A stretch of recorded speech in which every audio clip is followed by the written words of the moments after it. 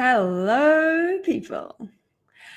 It is Training Thursday, and welcome back to an amazing Thursday session here in the Naturpreneur Hub. And if you are viewing this on replay on a YouTube channel, then welcome. I am here to share with you some insights today around my top 12 tips for terrific talks and events.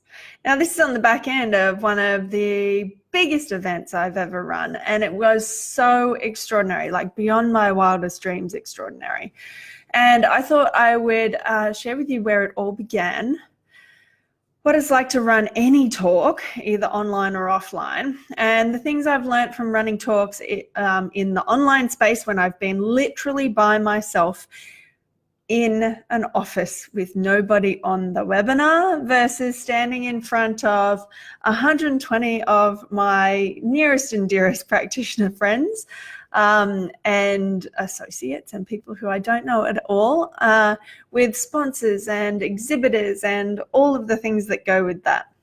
So I thought I would share my insights for you guys, because I know that so many of you have so much incredible knowledge to share, and it can be a real hurdle, that first one, to get from one to many. But once you get it started, if it's in alignment with you, and it's not for everybody, but if it is, and you've got that little inkling inside you that you do want to share with more people, then I want to share my tips with you today. Hey Charlene, hey Christina, hey Stephen. I was talking about you on the weekend, Stephen, and your amazing practice. And and we've got a special speaker for NatX next year from your request, actually, which is very exciting. Charlene, hey, how's it going? Hope New Zealand is epic. All right. So, and hi to anybody else who's watching behind the scenes who isn't saying hello, because I can see there is a few of you there as well. Yes, NatX was extraordinary, Stephen. We will have to have you up there next year, because it is. So, what I wanted to share with you guys today.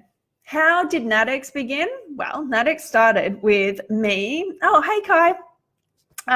NatX started with me all by myself in my clinic practice, the one that I have told the stories many a time, being by myself and not knowing when the next client would come in, but knowing I had lots of information inside my head about the human body and a whole bunch of other stuff.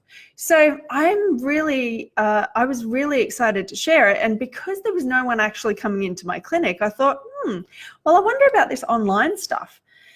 And I also didn't have an event space. I didn't have anywhere, sorry, people. I also didn't have anywhere there where I could actually share this information. So it was me and my computer. And so where it started was, oh yeah, product placement, people. NatX 2019. So I was there in front of my computer, and I knew about this thing called webinars. And at the time they were called teleconferences, because I'm that old. And teleconferences were really hard to do. They cost a lot of money every month to pay for a platform, and there was all sorts of like tech stuff. But because I had all the time in the world, because nobody was coming to see me, I got to figure all that stuff out. And so while I was figuring it out, I started to really think about what I wanted to bring to this world of people that didn't even know I existed. And like I said, I had heaps of information in my head and plenty of time to figure all of these things out. And the cool thing is now those platforms are essentially free, or like $15 a month to do what you want to do. And you can turn them off. They're not like a recurring thing anymore. You can actually turn them off for a month and then revisit it when you want to create another webinar. So I sat there creating this amazing presentation. I was like all over PowerPoint, and I was just verbally vomiting everything that was in my head onto these PowerPoint slides. And then I decided, okay, now that my presentation is perfect, now I'm going to tell everybody about it. And so I sent it out to my very small email list, And I also sent it, I put it in a couple of Facebook groups at the time, and I was super keen that 27 people signed up for it. So 27 people for my first ever thing. I was like, wow, that means I'm going to have 27 people in here with me. Not one person showed up. So I'm sitting there talking to my computer like I am now, but I'm really used to it now. And I can see you guys, like, this is a cool thing for any of you guys who are just starting out. Whenever I look into the viewfinder of my camera, be it on my phone or on my computer, I see you guys. Like, I see all of you, these tiny little minion versions of you, all amazing in your places and spaces and in your clinics, and I can see you and talk to you there. But at the time, it was the weirdest thing, sitting there talking to my computer, not getting any feedback, no one's smiling at you. You can't even tell whether or not the sound is working or if it's recording or whatever it is. And I was overwhelmed. Everything was running around in my head. I'm pressing buttons, hoping that the recording was going to work, hoping that all of this incredible information and this amazing PowerPoint presentation that I'd presented worked so that I could send it to the people who had signed up. And the interesting thing was that, like I said, nobody signed up. So I had planned to go for half an hour, but I had gotten so scared that I in about 12 minutes. And because there was no questions or answers, that's how long it was. And so I sent it out to everybody, and I got 2 wonderful feedbacks saying, that was amazing. Thank you so much. I'm looking forward to seeing anything else that you've got coming up. And I didn't think at the time to offer something else that was coming up. So I got to interact with these 2 people and say, oh, so what would you be interested in hearing about? But since then, last weekend, I ran an enormous event. We had 4 major sponsors, we had 15 exhibitors, we had 18 speakers, incredible speakers, 120 of you guys, and this incredible co-creation with my team, my event manager, my VA, my online graphic design team, my extraordinary online marketing manager, and the AV team and the events team over at the site. So it went from that to that. And what I'm saying to you guys who are considering doing it is, you can't go from one to the other and just go, yep, that's exactly what I want to do. Boom. There is no great glass elevator. It's not Charlie and the Chocolate Factory where we go, okay, let's go. It's literally one step at a time. It's you showing up and feeling really weird and really uncomfortable, like you have completely failed because nobody is watching you talk to your own computer or give you any feedback. It goes from that point to whatever you want to make it, in however you want to make it, in whatever format you'd like to take it to. And from the feedback that we've got from NutX, the format that we've had it in is extraordinary and like none that's really ever been seen before for our profession. And this is the thing, you can make it as you and as weird and as wacky and as profound and as whatever as you like, but you do have to start somewhere. So I wanted to share with you guys some of the small things that you need to do, the littler steps to get to the big step as you start to create your terrific talks or extraordinary events. Okay, so I'll get back to it. Stephen, your request, yes. Annalise Course is going to be speaking at NutX 2020, and she is an amazing medical scientist, incredible speaker and contribution to our profession, and it's all because of your suggestion, Stephen. All right, Margie, hi, how's it going? And Kylie, awesome. Excellent. All right. So my top 12 tips, are you ready? Now, unlike back in the day where like I was describing to you, I perfected my presentation. I got all of that amazing information out of my brain and I made the most extraordinary slides, and it took me 3 months to, extract all of that goodness from my brain exactly the way that I thought they wanted to hear it, the nobody that turned up on my webinar. Unlike that, my biggest tip and suggestion after helping so many practitioners just like you is pick a date. That is the first step. Now, that's the bizarre bit, right? But how can I pick a date if I don't have the thing ready? How can I pick a date if I don't know how many people are coming? This is the thing. It's a mindset issue. You won't get it done. Like I've mentioned in the hub recently, there isn't ever going to be the perfect time. There isn't ever going to be the perfect time to start your exercise plan, just like we tell our clients. There's never going to be the perfect time to start your diet, and there is never going to be the perfect time for you to actually present all of this amazing information in your head, apart from now. So the now bit is, if somebody was in front of you and they were asking you those questions that you're about to present on, you'd answer it because that information is there already. It doesn't make any difference to actually pick a date.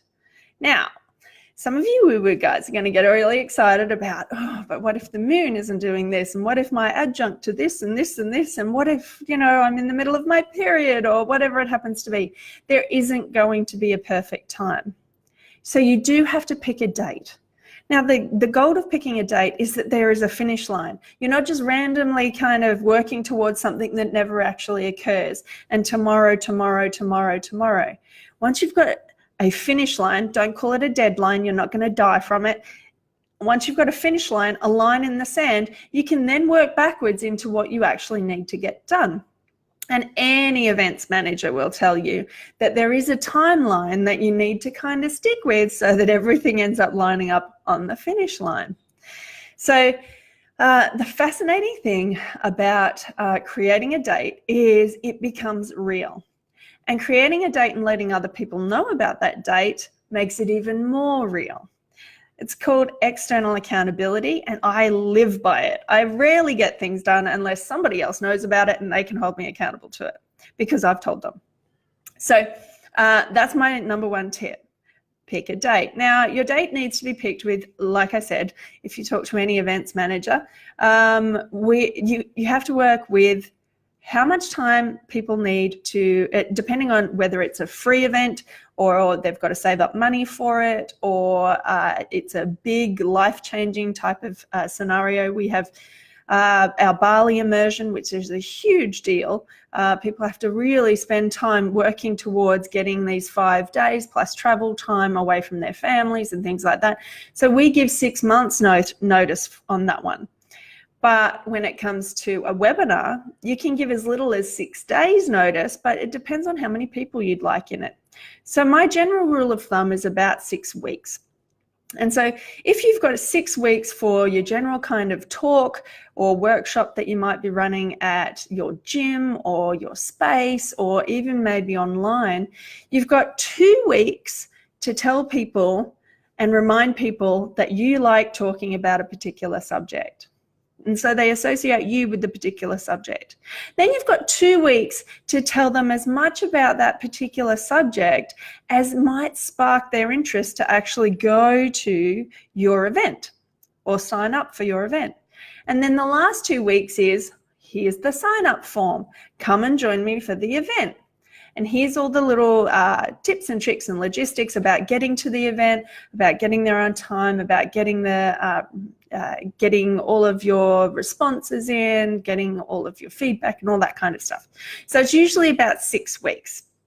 So that's my tip for a talk or a workshop. Minimum, if you're trying to get 10 people to 20 people at a talk or a workshop and you haven't got a list of people who would be interested already, minimum is 4 weeks notice. Like when you think about, especially a lot of you guys are treating families and mums, to get somebody out of the house, it takes a bit of effort. It takes a bit of coordination. It takes a bit of logistics to do that. And it has to be able to be scheduled in to be able to get those people across the line and sorted to be able to be there. So Karina says, I was just asked this morning by a physio if I have a launch date already to open up my clinic. So now you hear it. Yeah, that's right. And this is the thing, if you're launching for your clinic, right, you'll be doing a talk at your launch. And the cool thing about it is if you've got that 6 weeks, traditional media, that means radio, television, and newspaper, they do usually go 2 months in advance. So they're not looking for stories for now because they're already full up for now. They want another one for the month after. So that 6 weeks kind of gets you in, especially if you're doing something like a clinic launch, or a talk, or you're about to create something in your local library, or some other program that's coming out that's a game changer for your community. That 6 weeks gives you that leeway. So that's number one, pick a date. Number two, pick a topic. Now, this seems really, these seem really simple, but in this format, you'll get it across the line. And if you aren't picking a topic that people are interested in, and you just think you're interested in, and you just think you would like to just vomit on everybody, then you're going to not necessarily get as many people as you'd like and be able to help as many people as you like, because they can't hear it in the way that they're interested in it. So what I mean by that is, my first webinar was something along the lines of how detoxification pathways stop you from losing weight. Okay, you guys are all practitioners. You're like, oh yeah, awesome, detox pathways, yeah, cool, totally get it. Phase 1 and phase 2, yes, I'd be in there. The general public, on the other hand, detoxification pathways isn't a term that would generally just roll off the tongue over coffee with your friends. So you've got to really start to consider the way in which the person who's going to come to your event or your talk, the way that they're speaking in their head, and the thing that you can help them with, because that's the topic that they're going to go, yes, I'm going to sign up for that. I also ran a series. Every term I would run a series in our larger multimodality clinic, and it was the first year I was there. We decided we would run lunch and learns, and the lunch and learns I thought was an amazing idea. Great, I can leverage this extra space that we've got in our multimodality clinic that just doesn't get used. Awesome, and I learned so much about finding a way that we don't talk in practitioner speak about what we're offering to talk about, but we talk in client speak. Now, you'll start to notice that your clients will be telling you, asking you questions when you're with them, or there'll be people around you that start to ask you questions, and it's the exact words that they use that is then going to attract them to come and see you. So when you're picking a topic, first think about your client, not what you have in your head. Secondly, think about what you have in your head to match what your client is asking. And then if you don't have any clients, huge tip for blogging, vlogging, webinars, seminars, whatever you want to create, go to things like Wellbeing Magazine or some of these other magazines that you see in the newsagents, and whatever the topics are on the front page, they have spent millions of advertising and marketing dollars on researching what is going to get somebody to buy that magazine. And those exact words have been looked over time and time again with teams of people to see which one is actually going to trigger someone to buy it. And so you can easily see any of those and see whether or not they resonate and tweak them a little bit for what you have in your head and what you can offer. So amazing. Kylie says, I don't even mention adrenals anymore. People just don't get it. Unless you're talking to practitioners. I totally hear you, Kylie. I talk about being an exhausted mum, and they get it. The word exhausted is a clincher. We talk about adrenal fatigue. How are you feeling? Are you feeling fatigued? I have literally never stood outside my kids' school, because I do have a listen to how everybody around me is speaking on pickup. At school pickup, because you get a real insight into the way that people are thinking and talking about their health and their well-being, because it's one of the places that people share. And absolutely, Kylie, the word exhausted is the one. It's not fatigued or wake up feeling unrefreshed. They are absolutely exhausted. I'm tired all the time. That exact kind of feeling is what you're trying to convey, so that they can go, oh, that's how I feel. I'll go to that talk. So pick a topic. Making sure that you are checking with how they're speaking, or where that big marketing budget has gone to those magazines or those clickbait articles that people are clicking on all the time, because they've already done the research for you. You don't have to do any of it. So you can go in and check that out, and then bring what you know about that topic, not the other way around. Okay. Number 3, pick how many people you want. Now, again, you're like, Tammy, how do I know how many people are going to come? I've never run an event before. Okay, going to go a bit woo-woo on you all, as I do. If you don't put it out there, how on earth do you think that the universe or your subconscious is going to know what to look for? So you need to have in your mind, and you do, like, you're making it up that you don't know. In your mind, you have an idea about how many people you would love to see at your particular event or your talk.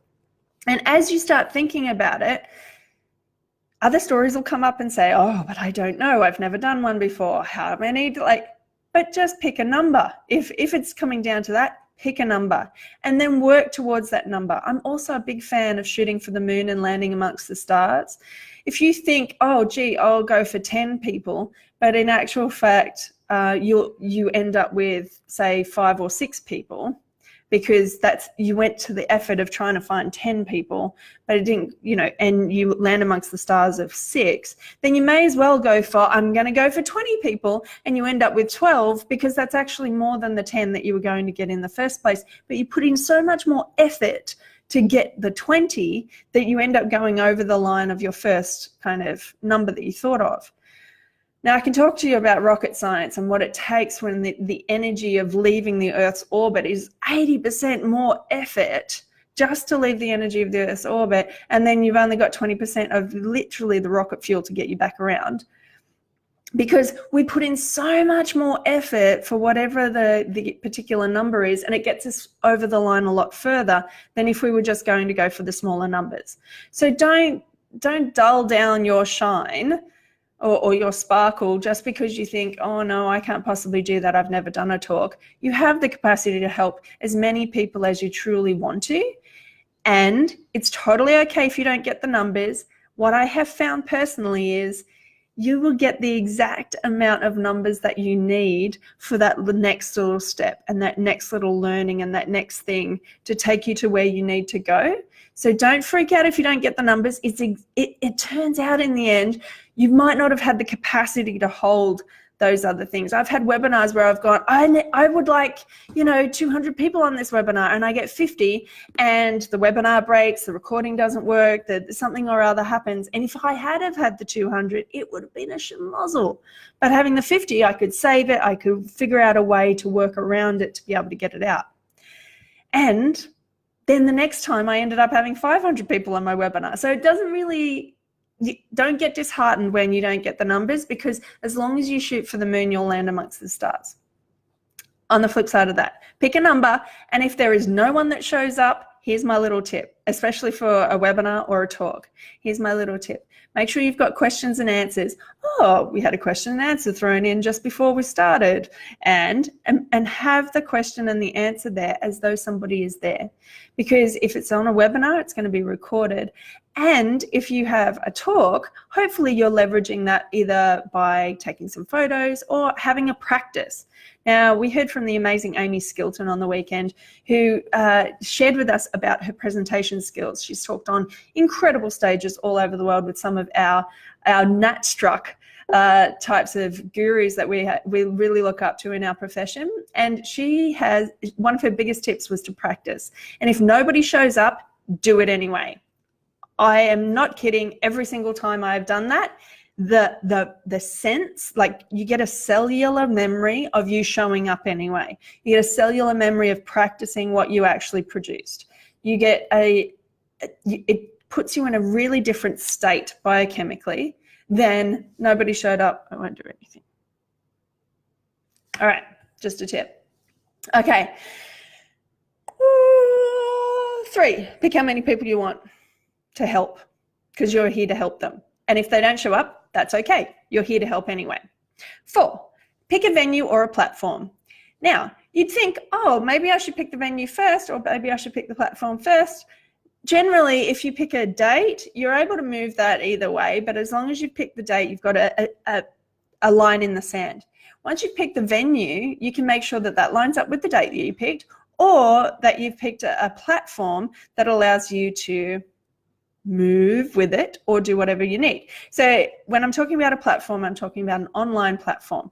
So if you are creating a webinar, my top tips are Webinar Jam, Zoom webinars or Zoom calls, or if you'd like to pre-record it, then use loom.com, and you can pre-record it and then send it out on an email.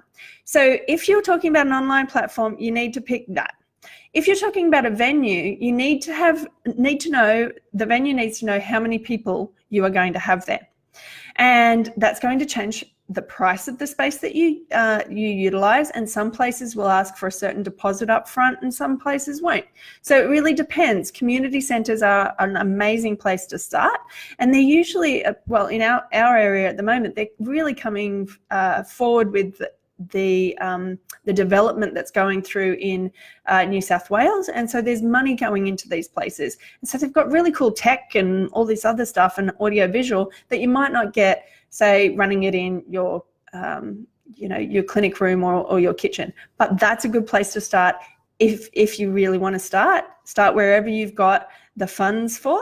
Make sure it's got enough space for the people, make sure it's lined up with the time and the date, and make sure that you've got some type of contact and some type of confirmation that you can use it on that date. Cool. Pick a venue or platform.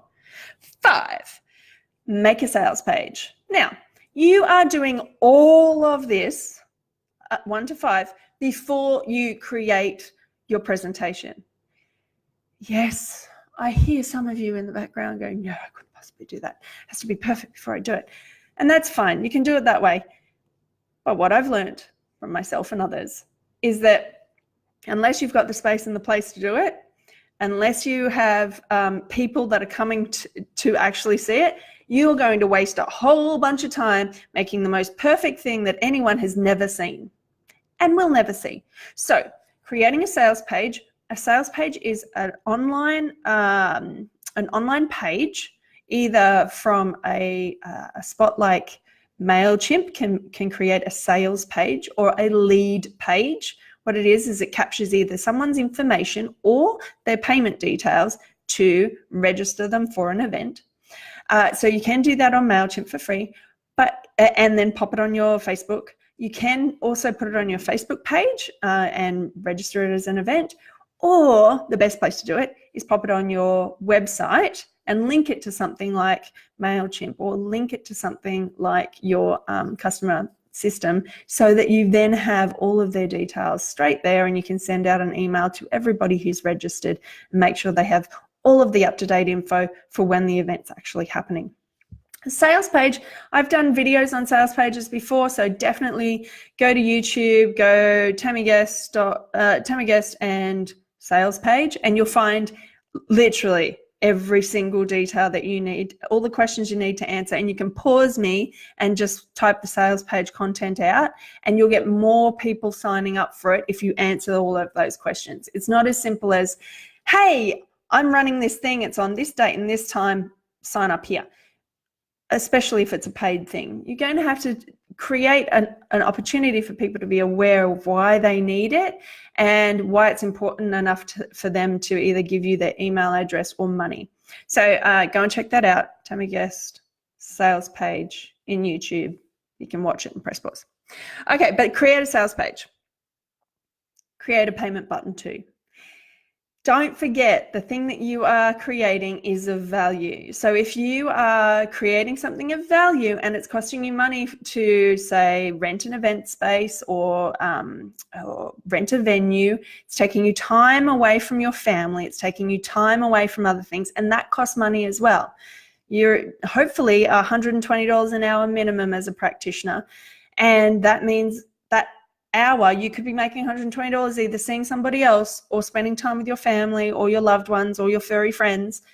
And so that is a valuable piece of time. So make sure that you create a payment button and get paid accordingly for that. not only are you covering your costs, you're also covering the part of you that is, the energy that holds the space for all of that. So don't forget that bit. Easiest PayPal button. Easiest is a PayPal button. Google that or YouTube that on how to create a PayPal button. It's super easy. You can stick it on your website. Second easiest is something like Eventbrite or Humantix. And these are companies that set up to give tickets to an event, but you don't get the payments instantly for that. So when somebody signs up for your PayPal button, you'll instantly get that money in your PayPal account.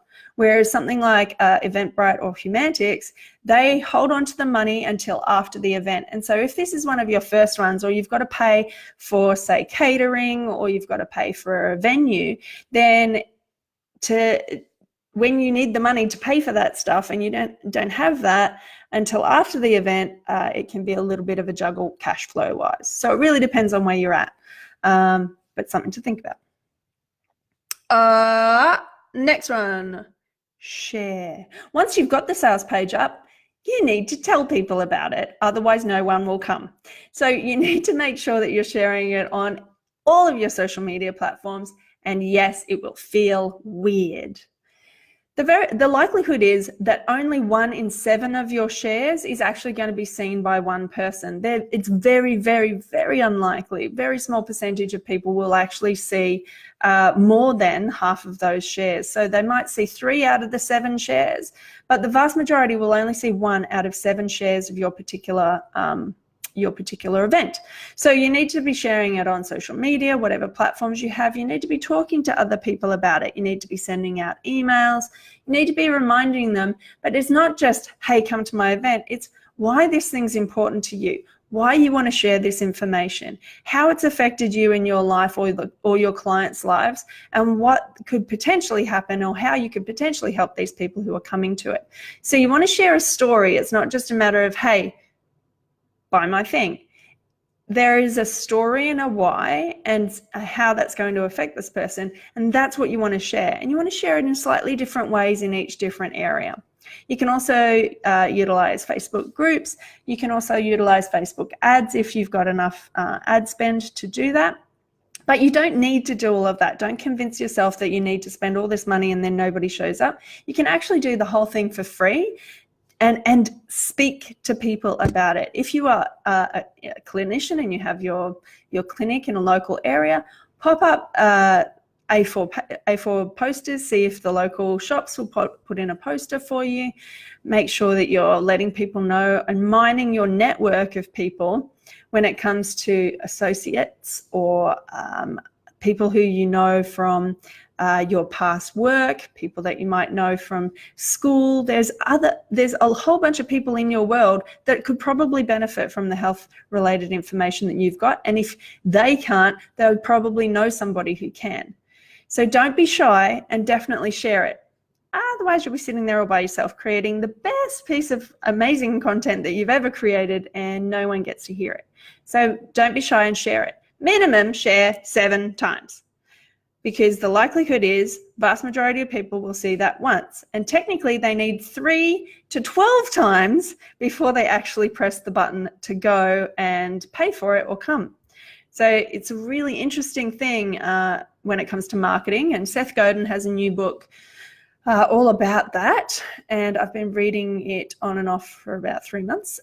He's on my Audible, and it's all about marketing and how it's done really well these days, but how we have been entrained to see things and not actually take the action that we need, even if it's in our own best interests. So make sure that you are sharing it, because people just aren't going to click, and it has nothing to do with you or your message necessarily. It has to do with the way that we've been entrained in consuming information online.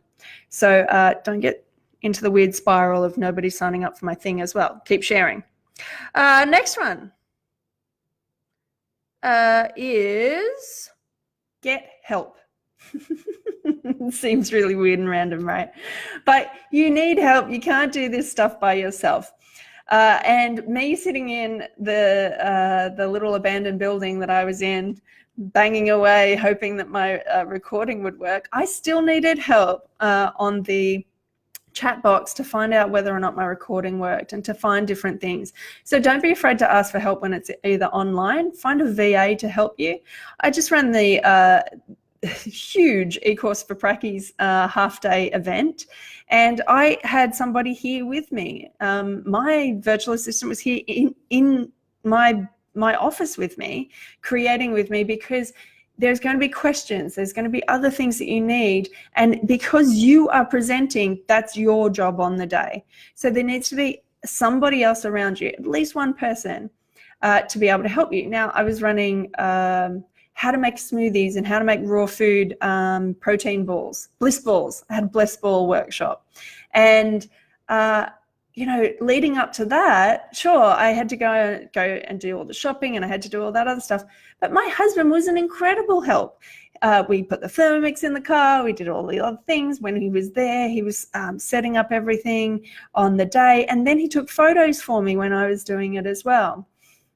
That'll take us to the next one. But don't be afraid to ask for help. Now, in the beginning, it's one other person, or maybe it's an online team.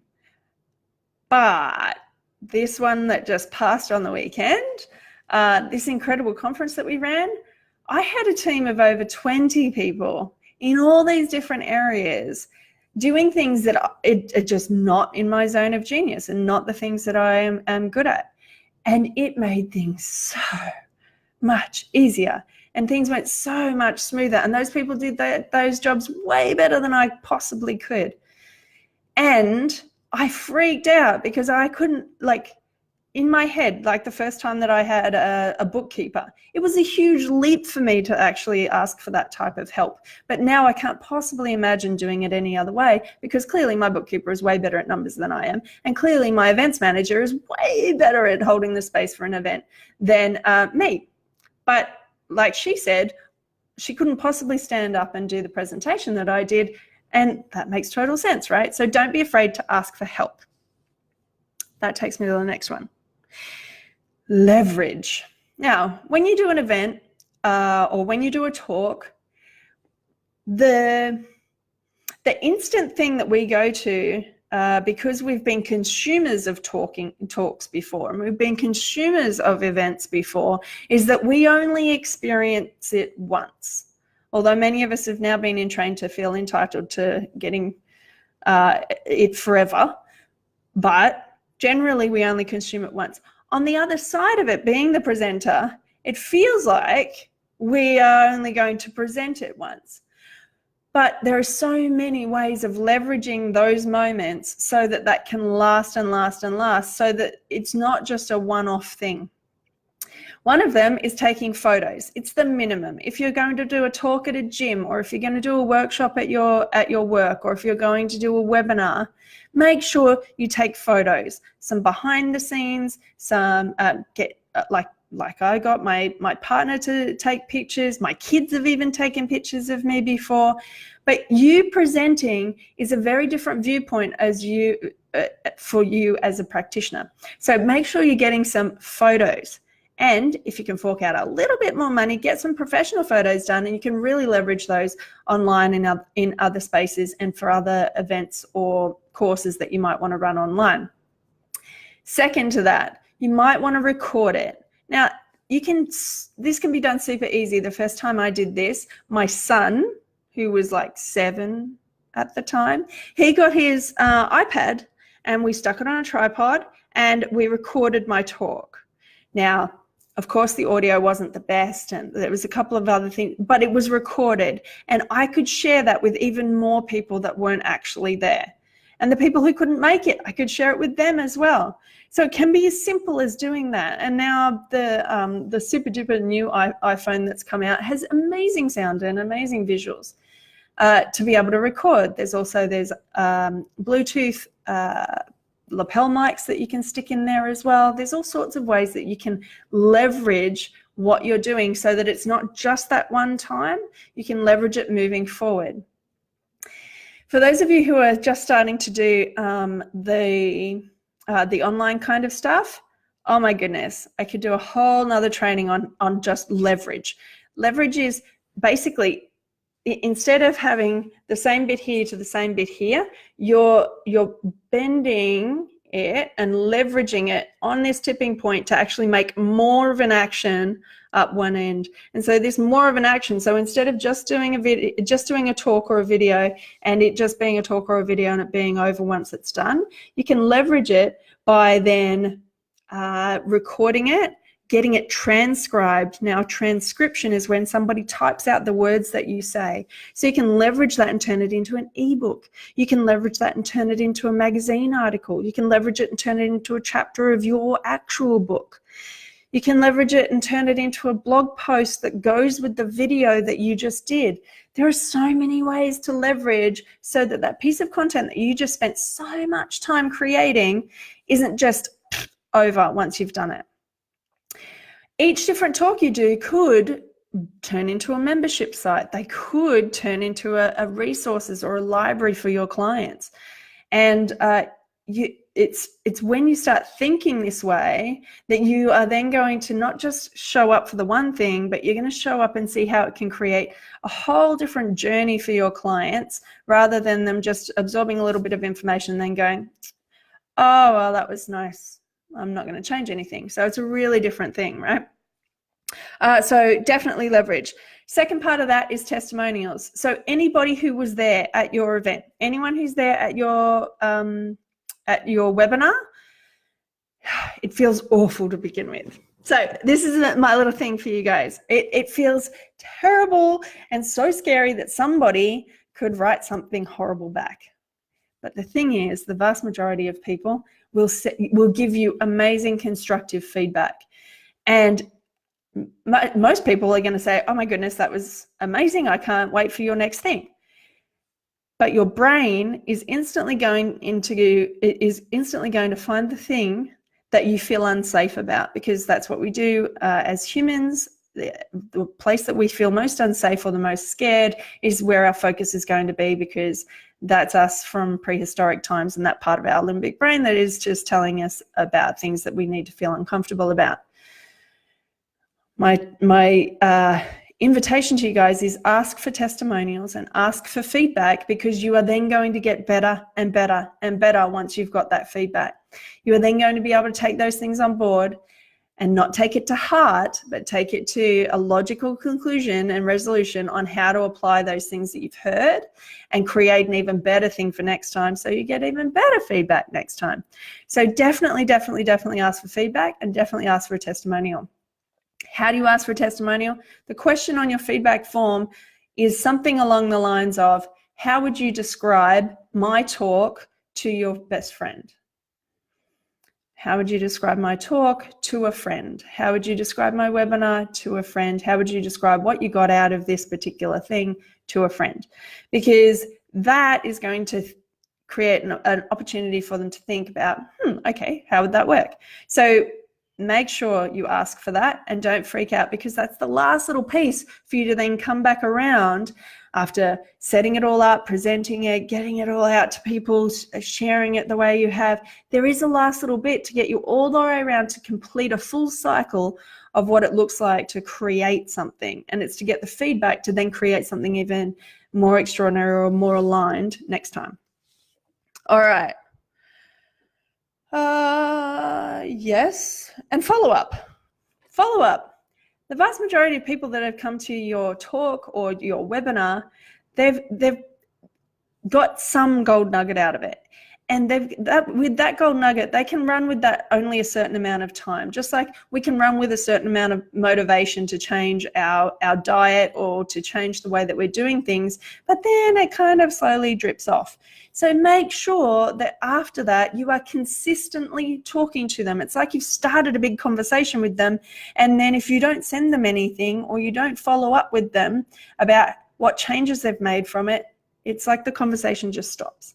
So you were giving them all this love while they were there with your talk or with your presentation, and then you go into hiding about it. So make sure that you follow up and you are consistently there, essentially offering your help, because that's what talks are about. You're going to create an opportunity or an experience for them that they can have one-to-many, so that they eventually are probably going to try to connect with you further to do whatever else you've got available to them so that they can create the change that they want in their lives. And you have to keep that conversation going. All right. So that's my 12 top tips. Hopefully something in there went for you, and you're going to actually take action on that. I'll just go back into things here. Stephen says, if anyone has participated in the ATMS Natural Medicine Week, running talks, workshops, keen to hear about your experience.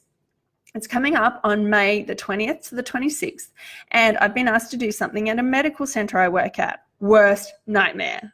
I hear you, Stephen. I've been there before, and which means I should probably do it 100%. Wherever you're like, lean in is my suggestion. Yes. So I've been there before. I love Natural Medicine Week. I think it's an amazing initiative from Christine and the crew over at ATMS.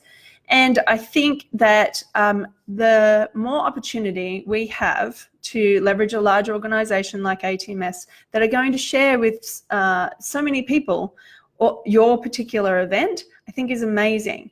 I believe the same about our industry. So we're the profession, we're the professionals and the practitioners. Our industry is our suppliers. So they run events as well, and backing them because they have that reach that we might not have, I think is really important, because we get the opportunity to be bigger and more powerful, bridging that gap and in more integrity by bridging that gap. So the Natural Medicine Week, the first year it was on, I ran a workshop at my practice, and we created this huge window display because our clinic was at a shop front. It was 2 shop fronts. So we created a big window display of all of our herbs and our herb books, and you can see over here, this particular book was in that window there. The desk reference for herbs was in there. We had plants, we had herbal medicines and tinctures, we had a whole bunch of stuff to draw people in and to get that kind of notion of it. We also had a sign-up form just on the outside so that people could sign up for our lunch and learn that particular week. And it was an amazing experience to have the local community understand what we do, instead of it being some weird witchy thing or that random, because we were actually right next door to a pharmacy as well. And to be able to create a distinction on what we do from a food and lifestyle perspective was hugely important. And it was a great opportunity to meet a whole bunch of really interesting people from our community as well. So that was the first year we did it. And whatever ideas you have about it, just pick the date, or just follow what I just said. Pick the date, pick how many people you want to see at it. Create an opportunity for them to come in and really connect with you, Q&A or whatever the biggest myths when it comes to naturopathy. We just had Amy Steele come out with the Journal of Alternative Medicine, and there's a naturopathy edition, and it is extraordinary. It just came out this week. So think about those types of things and how you can bring the practitioner speak, and it can really meet the general public for Natural Medicine Week. And some of the things like, what are the myths? What are the thoughts about it? Myth busting on naturopathy. There's some really cool ways that you could tweak it. So yes, there's that. And then your second part of your question was medical center. Dun, dun, dun. I can hear all of you guys in the background here, like, and what I used to be like in my head about it all. And the thing is, they are the most extraordinary proponents of what we do when they understand us as humans and understand us as colleagues. And we have to be open to sharing a human to human, not I'm a lowly practitioner and you're like whatever you want to frame that up as. There isn't this. The most extraordinary general practitioners I've worked with have seen us as collaborators, have seen us as people who can provide so many different tools in a toolkit, and my toolkit is different to their toolkit, and they have seen that their scope of practice does bump up against my scope of practice, and there is a little bit of overlap, but there are things that I couldn't possibly do that a GP could do or a hospital doctor could do. And thank goodness I don't want anyone coming with broken leg or a ridiculous antibiotic driven, a bacterial infection that they're about to die from, or a chopped off leg or some other thing. But similarly, there are conditions that they just don't have the time for. They aren't given the time under the scheme, the APRA scheme and the Medicare scheme, to really spend time with clients, to really go deep the way that we can, and to really take that lifestyle medicine to a whole new level, because lifestyle is a really big thing to have to sit and explain to people, have to sit and get them on board for, have to sit and, educate clients around. And most doctors only have a very short period of time. So we have to be able to express, and I've done a video on this before as well, Stephen, if you want to check it out. I think it's about collaboration and working with other professionals, is we have to fit in that grey area. And so when you're doing a talk to medicos, you've got to make sure that you get the receptionist on board. They are the gatekeepers to the medical profession. So make sure you get the receptionist on board, make sure you pick the date that's right for them, make sure you take food that they particularly like, even if you don't particularly like it, because you getting in the door and then sharing with them your passion, your drive, your why, who you help, and how they fit into that grey area and how you can help them on a really deep level is going to get across a whole different gamut of stuff to this is what I do and here's all the scientific articles and banging it over their heads. So the other thing about it, and I've explained it in the other video, is sharing a story on who you help in that grey area. When I talk about the grey area, I talk about mental health, depression, long-term pain, obesity, long-term chronic disease, things like insomnia and weight loss. So there's these grey areas that are going to be long-term conditions that they don't have necessarily pharmaceuticals that can quite quickly fix those things. So we are there to have those lifestyle changes in place to help them. And making that distinction and being able to share a story about one of your particular clients that you've been able to help. Oh, and IBS is the other one. They don't have anything to quickly help IBS.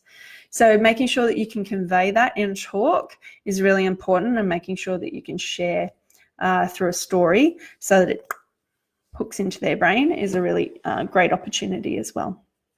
All right. Charlene, how many is good for a retreat? I found a space that holds 60. Woohoo! But is that too many to create the atmosphere? I want people to feel comfortable. We'll be healing and teaching and going for walks. Okay, so it scares me for a big group, but perhaps I need to aim for that, and then what I will get is the perfect amount. It's like you're in my brain. Yes, I would say that you are aiming for exactly what you would like and what you're actually going to get. And when I say aiming, it's not like randomly pick the number and hope for the best. It's literally getting on the phone and talking to as many people as possible. If anybody shows an interest, you are there helping them make the decision that's right for them and helping them make a decision that is going to get them the results that they would like. And if that happens to be the retreat, then you offer it to them. Like, it is making up to 600 calls to get those 60 people on there. So when you're thinking about 60, you've got to talk to 600 people. And so when we are in that zone, you're doing what it takes to get that. And even if you get 20, then you'll have done what it took to actually be of service to all of those people. So what's a good number for a retreat? If you have never run a retreat before, my suggestion is around 6 to 7 will cover your costs and cover the costs of the retreat if you're at a decent retreat space. So 6 to 7 at a minimum, because then, and from a group dynamics perspective, you want to have people being able to talk to one another, have a bit of a change and have a bit of a reflection with one another. Minimum. And then if next up from that, there's usually a doubling effect. So you're in that 12 to 14 type of mode. And then as you crack over 20 to 100 doesn't, like, it is as many as it is. It doesn't really make all that much of a difference. And there's a book by another person, Seth, I think, who wrote a book called Tribes, and it talks about somewhere around that 100 to 120 mark, things start to change. And the way in which people interact starts to change. So you do have to change that after that amount. But minimum 6 to 7, aim for as many as you like, and you'll get and do what it takes to get that many, and you'll be able to hold the space for however many you need. Cool. Hopefully that was helpful, Charlene. All right.